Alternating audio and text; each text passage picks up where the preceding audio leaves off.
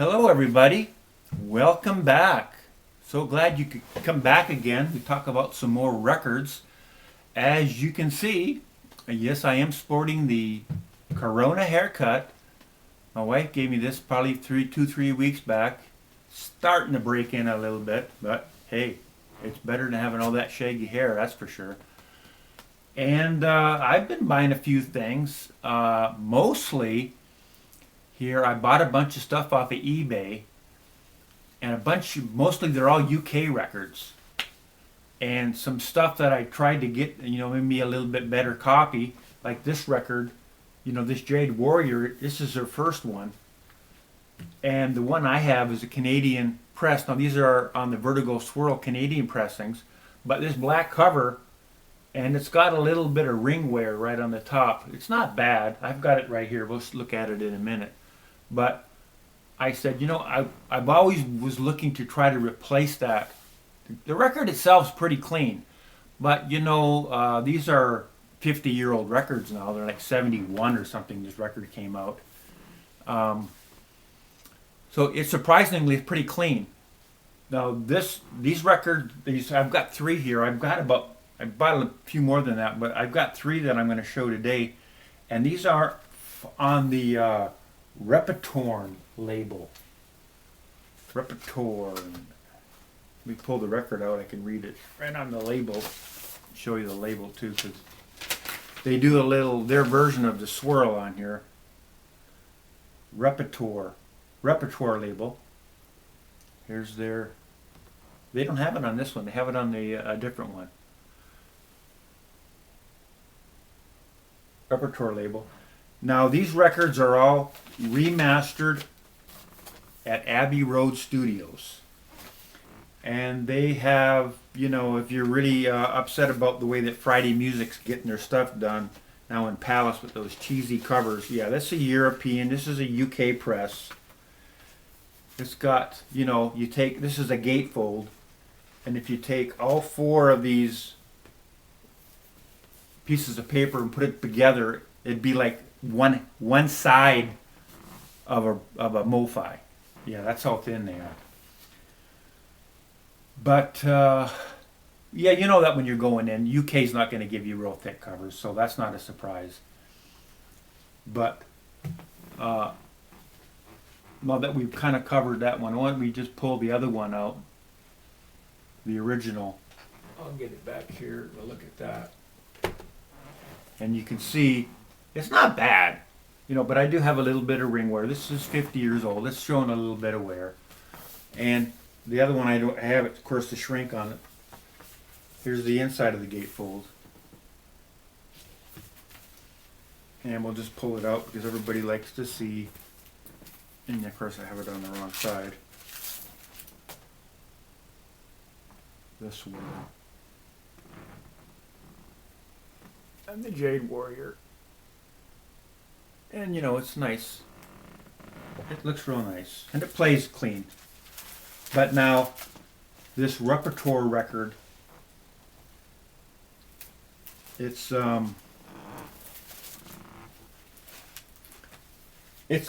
quiet. It's quieter than that one I have that's 50 years old. The vinyl is quieter than that. It's not MoFi quiet or Analog Productions quiet, but it's still there's just a very little bit of background noise on it. It's good. But I've always wanted to try to get some of these Abbey Road. I did have one. I had the what was it?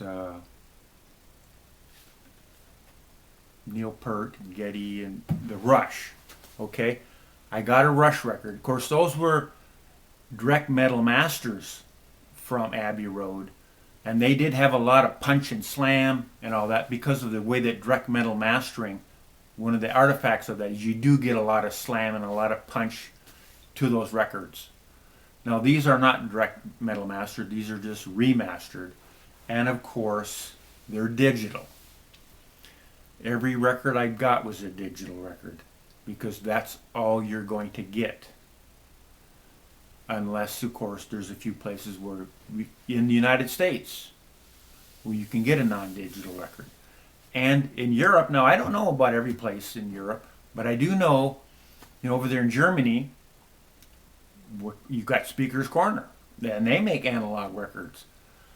But who's making analog records in the UK? And there's a lot of great bands over there in the UK. A lot of bands that I, like Roxy Music, that I want to collect. Pink Floyd. What are they making? They're making digital records, and most of them they're getting done over at Abbey Road Studios. And I haven't bought any because I've heard over from Michael Fremer and others that, they're digital, and they're not as good as some of those original ones that they had in their collection. So that's why I've sought out the original Japanese pressings, which sound phenomenal. If I want to get the best sounding version right now, it's not going to be the new reissue, right?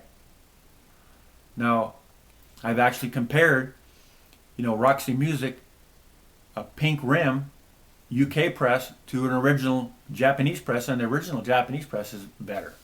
A lot more resolution.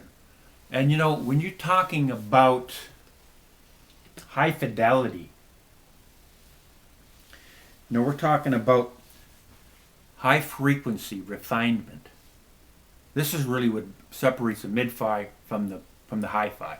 It's a mid-frequency refinement. It's the less grain, the more it's got more clarity, right? More resolution in the high end. And so that's what the difference is between a mid-fi record and a hi-fi record too. It's got all those characteristics. It's got more bass and also, tonal accuracy, a lot of really good harmonic structure in the music. That's what we like, high fidelity. So how do they sound? How does this one compare to this one, right? Finally getting around to that, ain't I? Well, here's the thing. This is a 50-year-old Canadian pressing, and this is a brand new UK pressing. So this one has a little more of that high frequency refinement. It's got a little more, it's got more texture.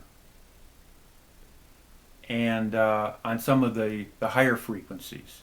You don't notice it so much on the voice or the bass as much, although it does have a little bit more bass at times, and that digital, how that affects some of the drum skins and whatever. But it's not so noticeable. It's more on the high end that I notice, where it doesn't have the texture on the strings and things like that. But it's not real bad. But here's the thing. If Kevin Gray could get that tape from the UK and he could remaster it, oh my goodness, he'd make so much better sounding record than this. It would be mind-boggling how great it could be. And this is the Canadian press. It's not the UK press, which is going to sound better than the Canadian pressing. Now, they're over there in England, right? They can get the first original UK master tape. And that's what they probably, I would assume that's what they used to make this record. And they couldn't even make as good as a record as the original Canadian pressing.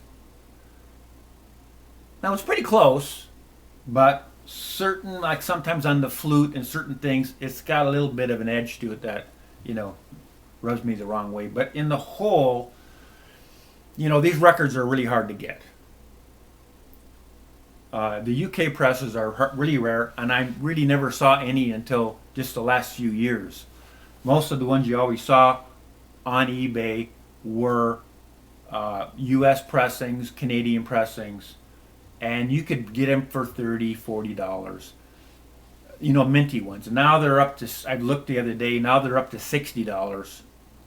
And there's now the odd one coming up from the UK, but they're always over $100.